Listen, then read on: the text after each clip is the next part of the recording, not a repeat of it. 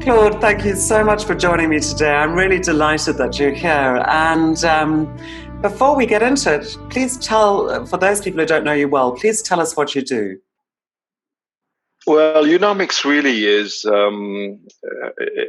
it's really the attempt to bring together the various strands of things that I have done in my career into one roof, unified by one concept. I've worked for government and, World Bank for 25, 30 years now on economic growth, economic development, and the likes. And then, sorry, I just realized my battery is about to die. I also have done a lot of work around crisis management, corporate integrity management, corporate investigations, business intelligence, and the likes. And about 10 years ago, I started thinking, well, I'm so pulled, from one day dealing with the Minister of Finance and the day after dealing with a general manager of a business who's being victimized by organized crime or things like that. And I thought, what is the common theme? Well, the common theme really is about investing, operating, governing environments that are characterized by low trust, societal trust, low quality of institutions, strained social capital. I mean, really, I'm not, kind of dystopic societies, really, and how to unify that work: the micro, the macro, the corporates, the governance, around really an integral concept. And a lot of the work I've been involved in recently is around data, trying to measure these things, measure fragility, measure resilience, and bring that from a bit of an art into a bit more of a science, connecting data science with geopolitics, with economics, with sociology and the likes, into really strategic planning, risk management, resilience planning, contingency planning, and the likes. And it's a very evolving thing. I mean, every day there's something new and interesting. So that's absolutely, Claude. And I would imagine that right now, in the middle of the COVID-19 pandemic, your services must be certainly in great demand. But what I'd love to hear from you is your own personal experience of the last month or two, working with clients. And I guess the first thing is, have you had to shift what you do or accelerate some parts of what you do and let other things go at the moment to meet the needs of your clients? And how have your clients reacted during this time? Well, look, I mean, that's been really a puzzle for me. And in a way, it's too early to tell.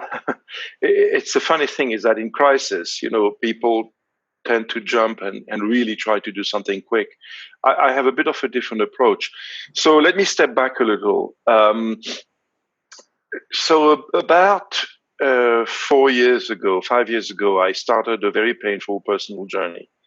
At the same time, I was you and I, we've spoken about it, a very, very painful separation and divorce, which is very, very traumatic to everybody and has been incredibly destructive.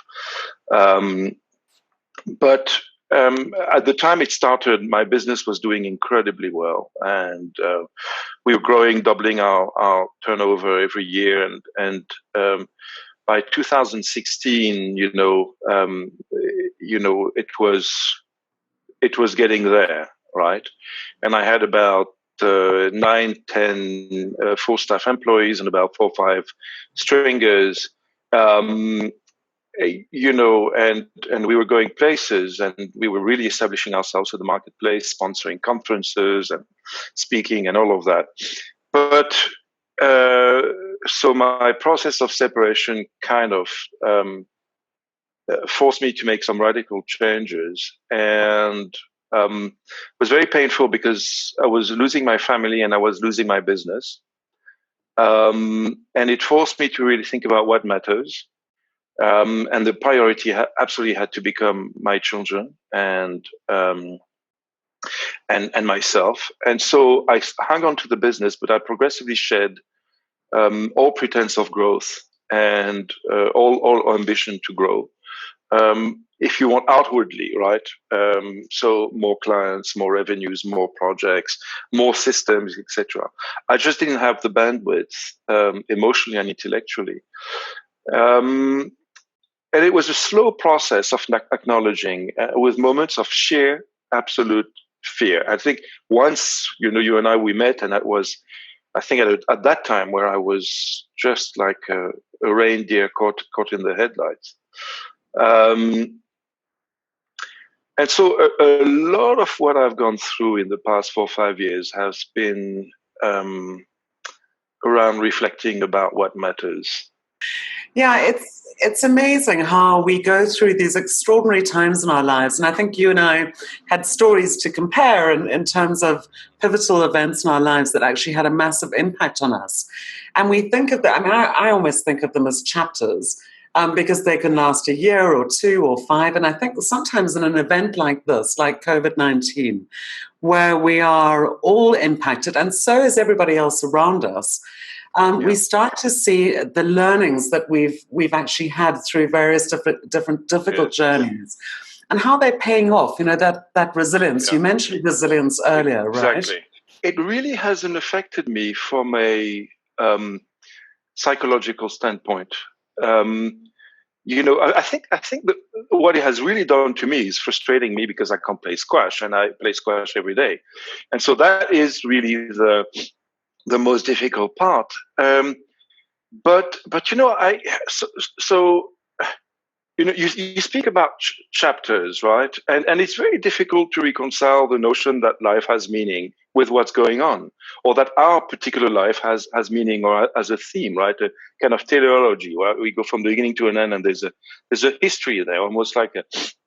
But I'm quite, I like Hegel as a philosopher. And so the notion that, you have these phases of progression and regression in life and in history and in civilization, and, thesis, antithesis, synthesis. But it only happens if we are willing to see those patterns and to be active participants in them. And so from my personal life, there's been a lot of that.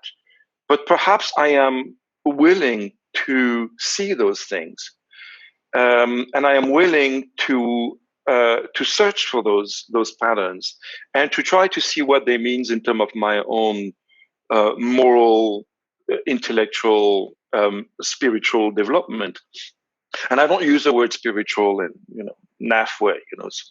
It's really in terms of the human spirit, not some connection to fairies out there. But what I've had, I've had a life that has had a lot of violence, physical, emotional violence. I've been shot at. I've had to fight for my life, literally physically. And each of these processes have actually been mirrors of the own violence inside me. And at every step of the way, I have thought to understand what was that violence about and where did it originate, and to make peace with it. And so this particular crisis does not affect me because I put it in the context of my own life, and I think I am completely ready for it. And I accept that I'm not in control, and that God knows what's going to happen. I may lose everything I have, but none of these things actually matter. They are just material things. Yeah. It's lovely to hear you say that, you go back 5 years or so and you were really caught in the grip of fear. And yet here we are in a global pandemic, and that sense of being completely locked down by fear, almost. Yeah. There are so many people who are stuck in fear right now. And I think, to be able to emerge from that and actually use those life learnings. So, Claude, I just want to move into business for a little bit, because I would imagine that the clients that you deal with day to day. I'd love to understand from you or to learn from you what you've learned from them, what you're observing. You're obviously somebody who's able to see patterns, to be able to look at the interconnectedness of all things. I mean, bearing in mind what you do and what you enjoy doing business-wise. What's your observation in terms of what's going on around you from a governmental perspective, from a societal perspective? Throw some light on that for us. Well, very interesting. I have, obviously, I don't have as much work as I thought I would have. And that is not something that I'm taking personally. I mean, I did a couple of weeks ago, and then I realized, just analyze and try to understand. So no one really knows what's going on, and no one knows, there's no script for this, and we have to work through approximations, trial and error, and perhaps going back into history. What I find absolutely fascinating with this crisis is the fact that it's not a time for the young people. I mean, if I look around, what we have is it's being managed by mature, experienced people with a lot of capacity to absorb stress. And if you look at it, Louise, there are very few young people, who are actually involved in managing this crisis, whether at governments or corporates and this tells me something fundamental. It's a time for maturity. It's a time for gravity, but it's also a time for lightness in dealing with that. And so going back to my client, what I've observed is that obviously they also don't know what's going on. And I had a fascinating conversation with one of them last week. They've asked me to help them on something which I'm doing. But, one of the things I said to them is we need to analyze what's going to happen. We need to have scenarios about the future. And then we need to look at the impact on your strategy and where you're vulnerable. And the answer was thanks, but no thanks. And I just, that doesn't make sense. Why? He said to me, we just have to assume that things are going to get back to normal. And I think this is the inherent bias we have in ourselves.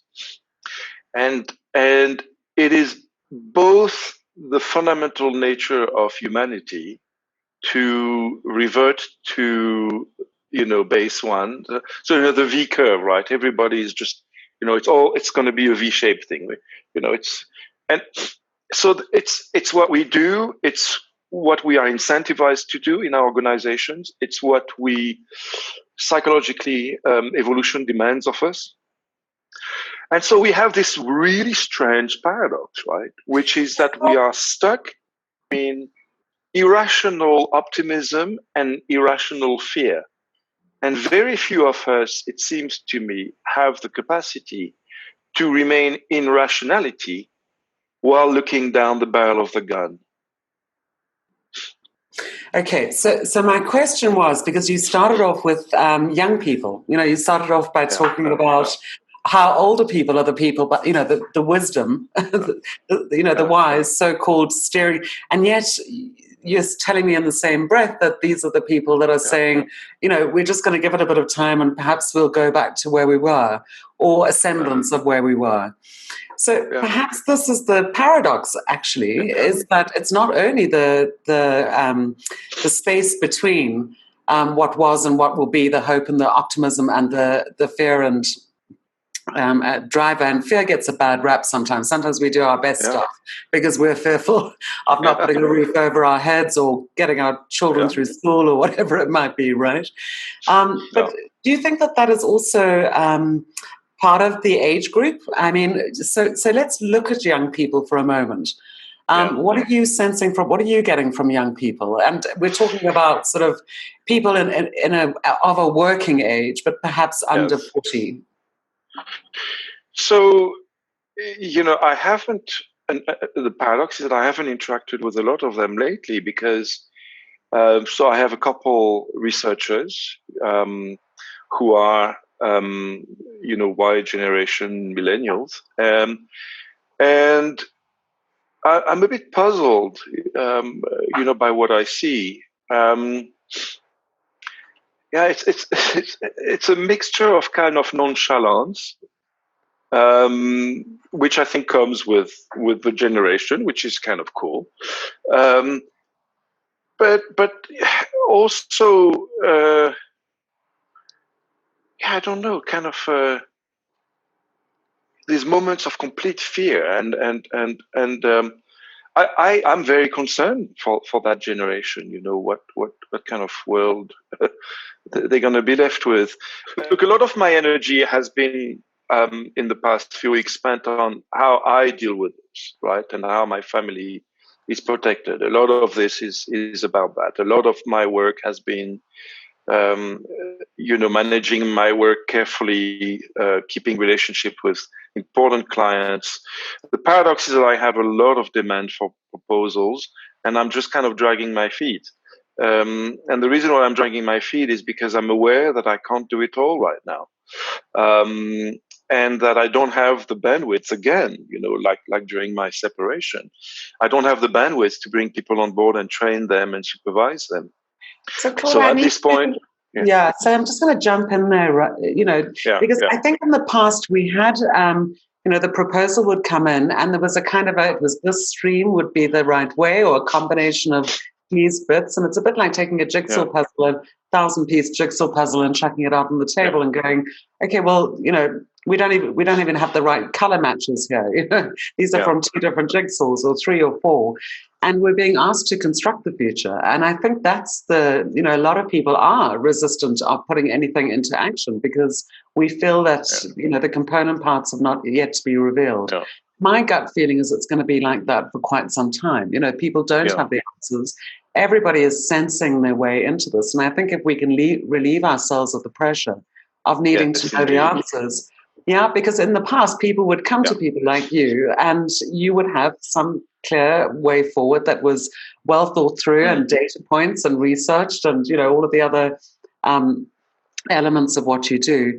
Claude, let's just move into, for a moment, into the aspect of what you've noticed going on around you that you think, or what you've learned during this, about your own situation, your own family, making sure that everything's okay, keeping that contact with your clients, that you think what might be of use to other people in similar situation right now? Yes, I think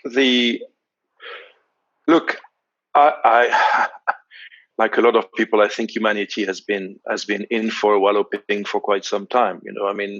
A year ago, 2 years ago, 3 years ago, I was just thinking, where are we going? This is insanity. Politically, socially, economically, the environment. This planet has rules, right? Yeah. And we have been playing gods for a long time. And, Prometheus is us. And Prometheus, at some point, is going to have to face the price of his irresponsibility, and he's challenging the gods. And I think we have done that. So, to some extent, from a personal standpoint, as I said, I'm stepping back. I am focusing on the important values in my life, which are my children, my family. I am trusting in my own capacity to take care of them in the future, one way or another. Those of us who are still here, and there's a reason. It's not just luck. We have all survived things. But I think we need to quit this crass materialism, and we need to quit this assumption that the world revolves around our own little person. This pandemic and climate change and the future wars of geopolitical competition and don't care about you and me and our little pathetic projections of success. I think we need to rediscover existential humility. And I don't then just take lessons from myself. I take lessons from my grandparents, who all fought in World War II in one way or another, and were, either in German camps or were in the desert fighting, Rommel, or were behind enemy lines in France, sabotaging. And I'm not romanticizing. I mean, that's, if you look at Baissac name. We are speaking on VE Day. So I think topic. And exactly. I mean, I told you, when you told me it's VE there, I said, wow, that's perfect. Because, what I do is I have the pictures of these. I have the picture of my grandfather. I have the picture of my great aunt, Louise de Baissac. A movie was made about her with Sophie Marceau, The Women of the Shadows, and her brother, Claude de Baissac. And I have their portraits on my desk. And the reason I have their portraits on my desk is because these are people who were young. They were in their 20s, they were in their 30s when this cataclysm took place and took everything away from them. And for 4 years, 5 years, they didn't see their families. They didn't see their wives and husbands, their children. They saw unbelievable horrors around them and absolute uncertainty as to whether they would make it or whether the world that they knew would ever come back. It's this gigantic smorgasbord of flesh destruction and life destruction and of what Habermas calls the life world. And so, who am I compared to these extraordinary people? Those who made it, those who didn't make it. And I love that philosophy. They say the greatest rebels during the corona virus are older people who've been through so much more. It's not, I can just imagine how my father would respond. And my heritage is very much British. So yes, we also have similar stories of extraordinary times. And I guess it's that that out of adversity, one tends to understand that the world will continue.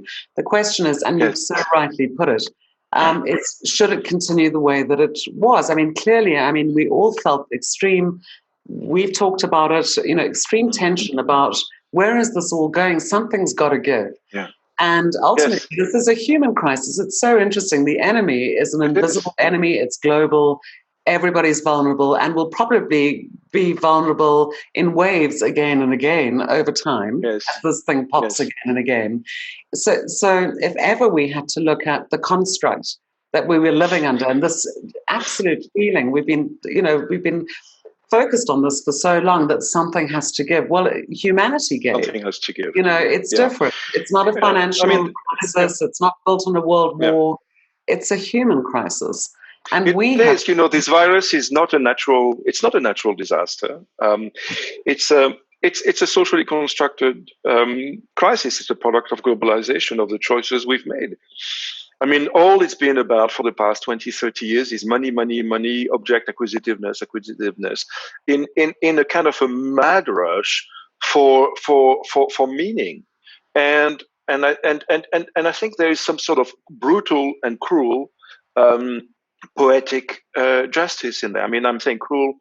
I have a girlfriend from university in the US. Her two parents have died of COVID-19 in the space of 2 weeks in her arms, and we've been talking. I'm not taking light of the human suffering, but stepping a little bit back and looking at it from that structural standpoint, from that standpoint of the long march of history and our tiny little place in it, I think we deserve it. We deserve it because things are so out of balance. And for me, as I said, the paradox is that we've bet everything on economic acquisitiveness, on success, and this is the very things we can't do right now. But it's only going to be valuable if we actually learn the lessons. And for me, really, personally, it's about cutting down my needs. It really is about going back to basics. And I think this idea that there's a lesson to learn, as if there's somebody in control who's going to teach us a lesson, we almost need to So for me, the more mutable quality of, okay, wow, this is pretty interesting. We've been sensing something has to shift for a while. And so this has happened. It is what it is. And I've been doing a lot of work around resilience, as you have, perhaps from a different perspective. But, one of the sweetest definitions I've come across, apart from all the psychological definitions of what resilience actually looks like and neuroscience and all the other things that go into it, is that resilience is acceptance, complete acceptance of what is without any resentment. And that for me is just says it without a doubt, because it's how we experience, what does resilience look like for each one of us? And if we can let go of ideas about who we should be or how we should be, or what we need to, what life needs to look like when we emerge from this, and really get into the sensing and moving through, and that constant adaptation, contextualization, and building our own resilience as we go through it. I think it's going to be a lot less painful, and we have a lot more opportunity. And you're right, we can't for a moment diminish the human cost, because I too have friends who've died from COVID-19 or have actually survived, which is amazing. And of course, we know that it's a hideous disease and it's incredibly painful and very long to recover from. And I don't think we should diminish any of that. But that is the thing, that we have to accept that thing works that way. And there's a whole bunch of things around that thing that we don't know yet. And then, but the big question for me is, who am I? The question that I know I'll look back and ask myself was, who was I amidst this all? Yes, because absolutely. That's a very really powerful. That is for me a very powerful point, and this is exactly something that crossed my mind yesterday. I was writing something for government of Reunion Island, where they're thinking about their future, and I'm trying to help them think about themselves, their identity, their history, and maybe what way forward, and what do they have that allows them to become a resilient society. And it's an extraordinary place, Reunion Island, so they have a lot. I don't think they see it because there's so much in it, right? And that's why we need those conversations. But the point about who am I in this crisis is really fundamental. What is my humanity in this crisis? And I think we have extraordinary examples of humanity, and in this crisis at all levels, from the little people around us to our leaders, and we have extraordinary examples of inhumanity, and I think those are what separates the good from the bad. The question is, do we have the capacity to accept that and to go with those? And I'm obviously thinking about Jacinda Ardern and people like that, and walk away from those who don't, like Boris Johnson, who doesn't seem to have learned anything from his own personal experience, or maybe not yet seep through, and the appalling Donald Trump, right? But I will put also the appalling leaders of China. I mean, I think what we're seeing really is this massive truthing, right? To ourselves, to our lives, and to how the world is being mismanaged. So and some idea of, sorry. Go ahead. No, that's okay. I mean, this is absolutely on point, and I think the truth issue. So right now, my gut feeling is, if we can hold in suspension our belief systems in suspension, and all of our truths and myths about how the world used to work and how business should work or did work. They're falling away before our eyes, and this, hindsight's 2020 is a great meme, right? Because this year, I think, without a doubt, if we can suspend our attachment to things being saying or doing what we want them to, and sense our way through this year, my gut feeling is, yes, we will look back, and I think we're going to see a whole bunch of things as a result of seeing how organizations have actually behaved, how leaders have behaved, how countries have behaved, how various different industries have behaved during this time. And we'll make our choices en route, and that's what it's all about, right? And if we can stay above being attached to any of the little, the minutiae of what's going on at the moment, the ups and downs and the media flows, and because that's what sells media, right? And if we can just watch and wait and see, because this chapter has not yet been written. No. And a note on that. A note on that. I don't watch TV at all. So I don't watch the news. It's a decision that I made a long time ago, and it's affirmed now as being the right one. I only read the news. I don't watch the news. The TV is off, and because I need the space. I need to be able to master, control as much as I can in these circumstances, what hits me and what doesn't hit me. You know, I don't want the narrative to be controlled by the permanent noise of social media and media. You know, for me, this is an opportunity, and we're very lucky that we have this extraordinary technology that we can work from our home. But we have an extraordinary opportunity to step back and be alone with ourselves and with our families, if we're lucky to have them. One question for you. Yeah.